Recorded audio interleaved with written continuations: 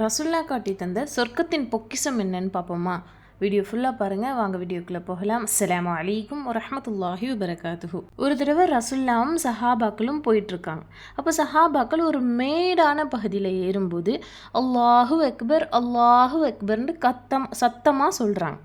அப்போ சொல்லும்போது ரசுல்லா சொல்கிறாங்க, நீங்கள் செவிடனை அழைக்கல, நீங்கள் எங்கேயோ தூரத்தில் இருக்கிறவனை நீங்கள் கூப்பிடல, அதனால என்ன செய்யுங்க, ததுஊன சமிஅம் பசீரா, நன்றாக பார்ப்பவனையும் நல்லா செவியுறுபவனையும் தான் நீங்கள் அழைக்கிறீங்க.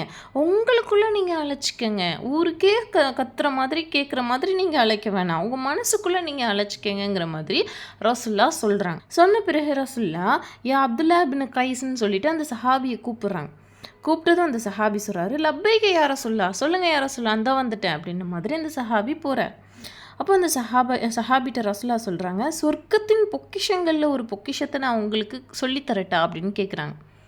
அப்போ அந்த சஹாபி சொல்கிறாங்க, யார் ரசுல்லா எங்களுக்கு சொல்லி கொடுங்க அப்படின்ற மாதிரி அந்த சஹாபி சொல்கிறார். அப்போ ரசுல்லா சொல்கிறாங்க, லா ஹவுல வல குவத்த இல்லா பில்லா.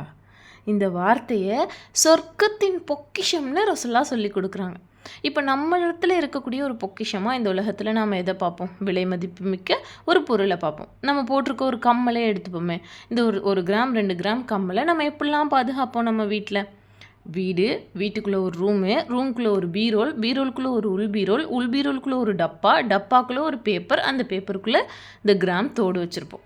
இப்படி தானே நம்ம பாதுகாக்கிறோம். எவ்வளோ பாதுகாப்பு வளையம் இதை சுற்றி நாம் வச்சுருக்கோம்.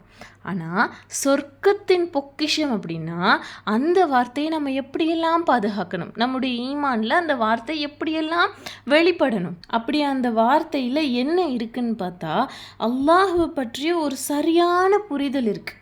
நம்முடைய ஈமானுக்கு ஒரு சரியான புரிதல். நமக்கு எந்த நன்மை நடந்தாலும் சரி, நமக்கு எந்த பாவம் நடந்தாலும் சரி, நம்ம பாவத்திலிருந்து மீள்றதாக இருந்தாலும் சரி, வெற்றி அடைஞ்சாலும் சரி, நம்முடைய தோல்வி வந்தாலும் சரி, எல்லாமே அல்லாஹ்வின் புறத்திலிருந்து தான் அப்படின்றத அழகாக ஈமான் கொள்ள வைக்கக்கூடிய ஒரு வார்த்தை.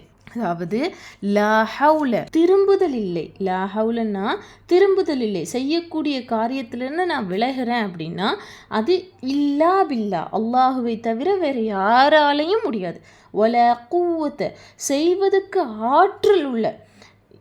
ஆற்றல் செய்கிறதுக்கு எனக்கு ஆற்றல் அல்லாஹுவின் புறத்தில் இருந்தான், இல்லா பில்லா, அல்லாஹுவை கொண்டே தவிர. இப்போ நமக்கு ஏதாவது ஒரு நன்மை நடந்தாலும் சரி, நமக்கு தீமை நடந்தாலும் சரி, அது அல்லாஹுவால் தான்.